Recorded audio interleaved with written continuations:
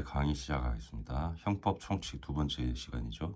오늘은 그 형법 총칙 어제 구성요건 위법 책임 3단계론 범죄 체계론을 설명드렸고, 오늘 총칙에서 설명이 빠진 부분, 특히 좀 이해가 난해한 부분 중심으로 설명을 드릴게요. 특히 형법 조문 중심으로 설명을 드리겠습니다. 왜냐하면은 민법의 절반 분량인데 형법 총칙 제가 미리 판서를 좀 해놨습니다. 형법 총칙만 총 86개고요. 조문이 각 칙은 286개입니다. 개수가 그렇게 많지 않아요. 그런데 개수가 많지 않기 때문에 특별법으로 보강을 해야 되고 또 해석이 많이 필요한 부분이 있어요. 근데 우리가 헌법에 규정되어 있죠. 죄형 법정주의, 범죄와 형벌은 법률이 정하는 거 있을 때만 처벌할 수 있죠. 그래서 해석을 굉장히 엄격하게 해야 됩니다. 이게 막 유추해석 금지라는 말도 나오고요. 형법에서 특히 중요합니다. 유추해석, 유추적용 뜻은 제가 민법에서 말씀드렸어요. 똑같습니다. 현대 형법에서 더 엄격하게 적용됩니다. 자, 들어갑니다. 우리가 형법, 우리 학설 판례가 난무하는데요. 특히 판례보다는 학설에서 이 우리 교수님들이 그 유사찬란한 용어와 그 학설로 학생들을 굉장히 혼란스럽게 하죠. 그럴 필요가 없어요. 실제에서는 그들만의 리그고, 그들이라 죄송합니다. 그분들만의 리그고 교수님들만의 논쟁이지 실제로는 크게 문제가 될 것이 하나도 없어요. 그래서 실제적인 관점, 판례 위주로 제가 설명드릴게요. 형법 총칙에서 주요 조문 몇 개 추려봤습니다. 우리가 그 내용까지를 세세히 암기할 필요가 없어요. 제목 정도, 타이틀 정도는 우리가 머릿속에 있어야, 특히 우리 로스쿨 변시 합격자분들 변호사 중에 인권 변호사 많이 타이틀을 갖고 싶어 하시는 분들은 이 형법 잘 하셔야 됩니다. 그래야지 공권력하고 싸울 수 있죠. 1조의 범죄의 성립과 처벌, 이거 중요하죠. 범죄의 성립은 과거의 행위, 제가 보안 처분하고 구별 말씀드렸어요. 우리가 범죄 처벌은 우리 형벌을 말하는데 주로 그럼 과거의 행위를 비난하는 거지 미래의 어떤 사전 예방, 범죄 재발 리스크를 방지하는 보안 처분하고 조금 구별이 된다라는 뜻이에요. 1조. 범죄의 성립과 처벌 타이틀 위주로 갑니다.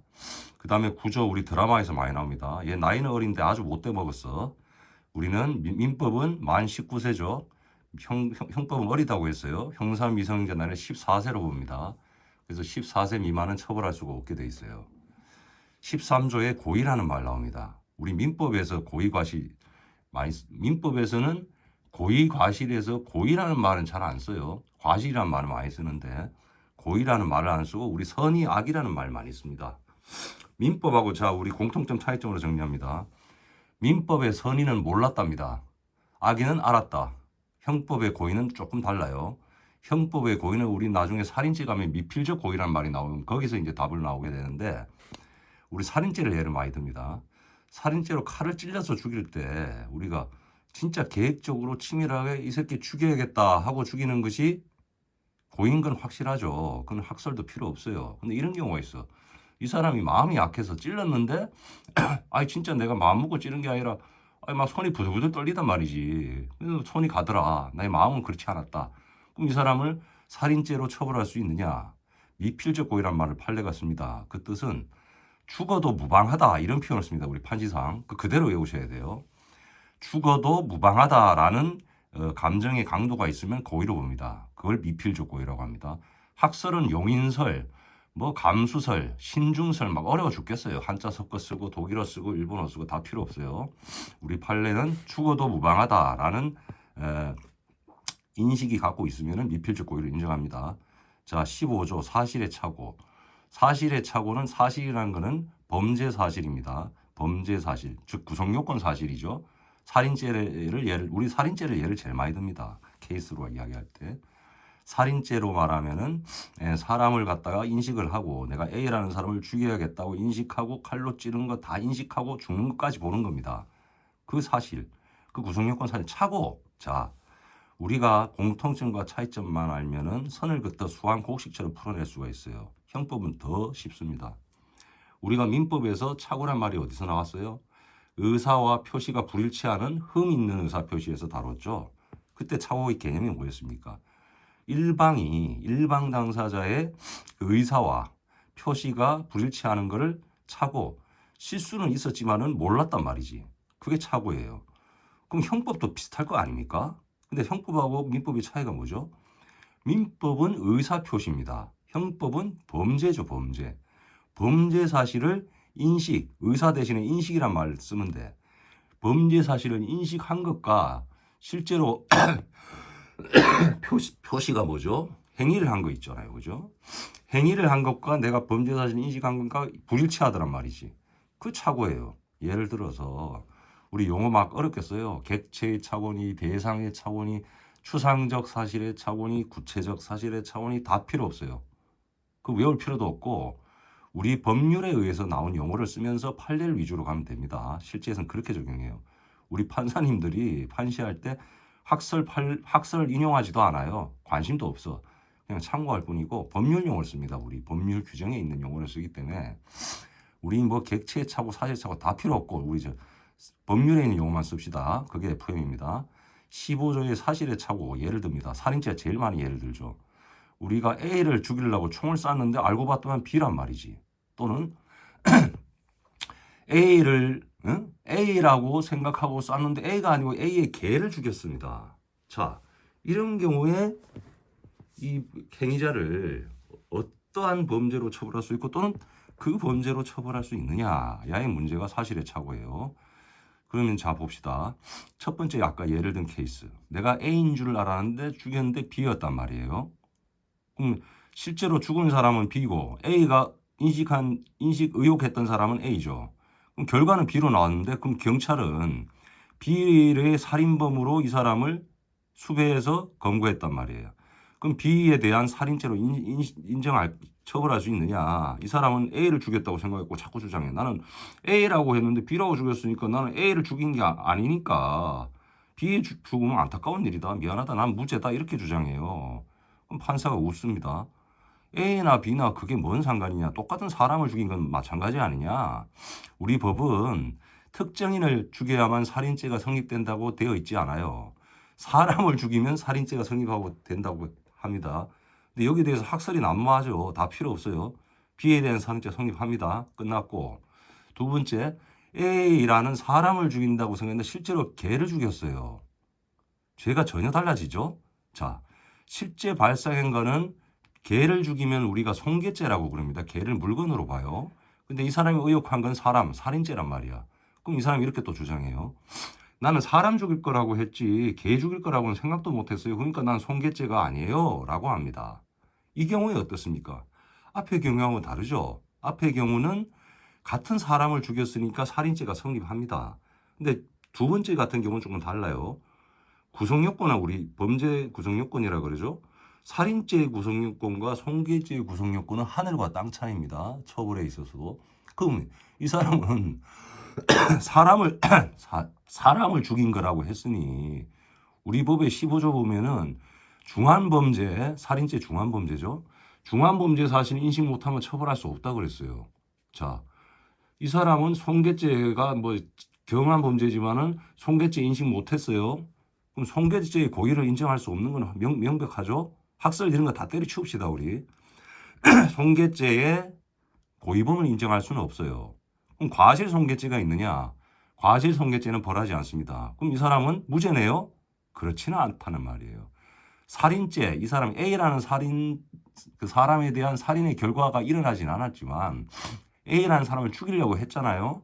그럼 A에 대한 사람을 죽이려면 우리 뭐 합니까?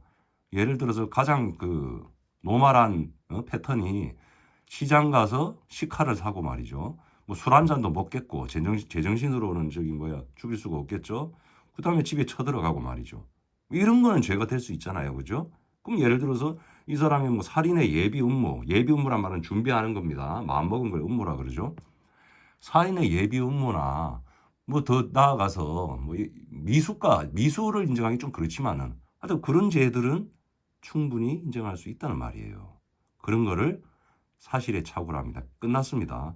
학설은 무슨 많아요. 뭐 구체적 부합설이니 법정적 부합설이니 우리 또 록신의 김일수 교수님의 또 그 어려운 용어 씁니다. 동가치의 착오, 이가치의 착오니 뭐 머리 아파요. 다 필요 없어.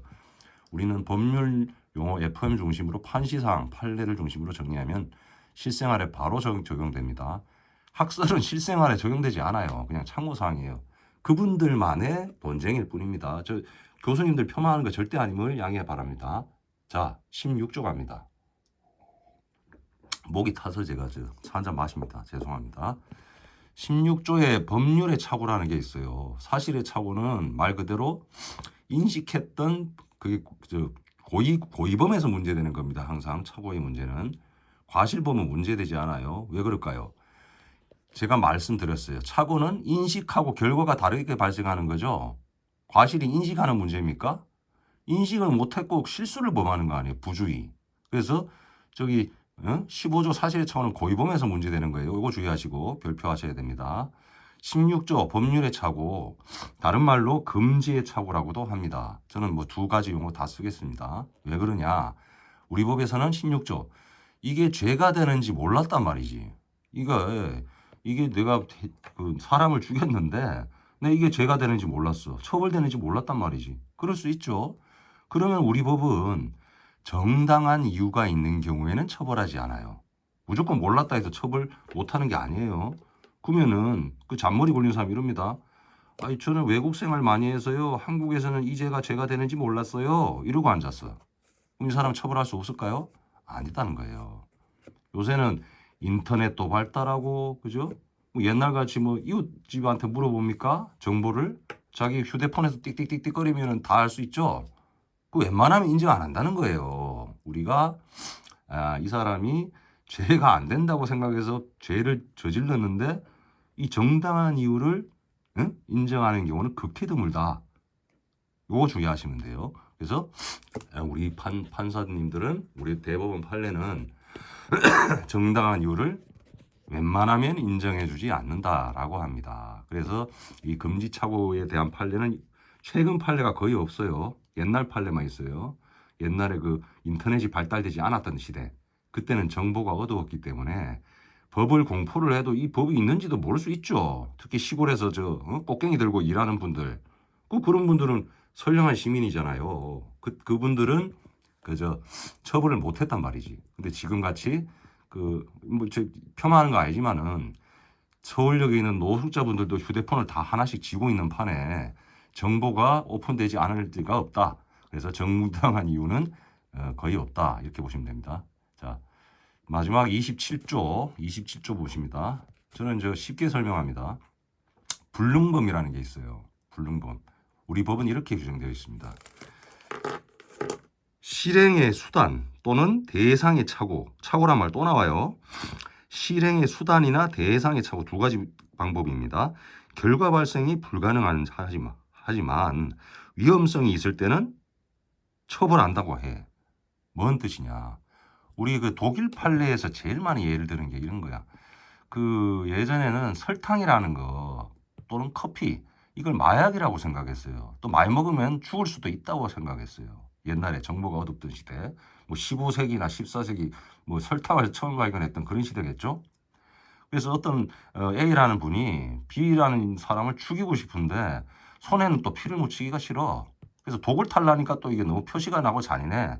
그래서 아름답게 죽여보자. 그래서 설탕을 한 포대기를 물에 타서 줍니다. 이거 보약이라면서. 근데 딱 줬는데 이 사람이 죽었단 말이에요, 진짜. 근데 한번 생각해 봅시다. 우리 설탕 많이 물론 당뇨가 있고 이런 분들은 예외일 수 있어요. 근데 이분은 극히 정상이었거든. 이분이 설탕을 먹고 진짜 죽었어요? 알고 봤더만은 그때는 또 의학 지식이 없었어. 의학이 발달도 안 했어. 근데 현대의학으로 보면 이 사람은 다른 지병 때문에 돌아가셨단 말이지. 설탕 때문에는 도저히 죽일 수가 없어요. 그런 경우입니다. 실행의 수단 설탕. 응? 그런 착오가 있었다. 착오란 말 자꾸 헷갈립니다. 다시 정리합니다. 인식과 결과가 달라. 여기서 인식은 뭐야? 인식은 설탕으로 죽일 수 있다고 봤죠? 그 인식. 결과는 뭐야? 설탕 때문에 죽은 게 아니잖아요. 이 사람이 다른 병이 있었겠지. 그죠? 그 착오 정리됐고. 결과 발생이 불가능하잖아요. 그죠? 설탕으로 사람 죽일 수 있어 없어? 없단 말이지.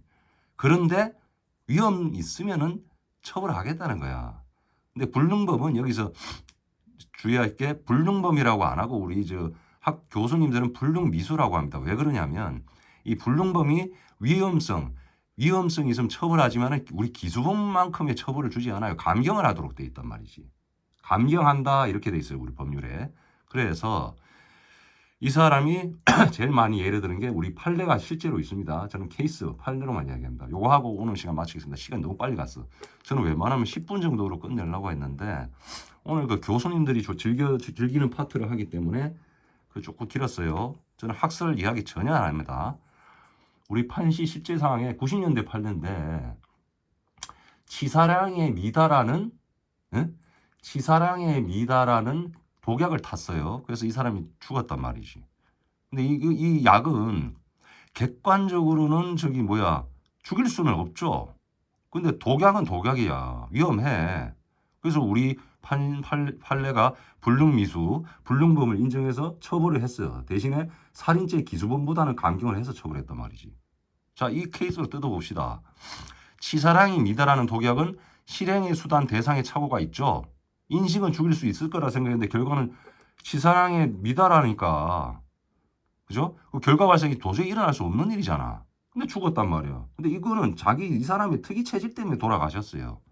근데 위험하죠? 그죠? 위험하단 말이야. 그 처벌했단 말이지. 자, 오늘 여기까지 하겠습니다. 감사합니다.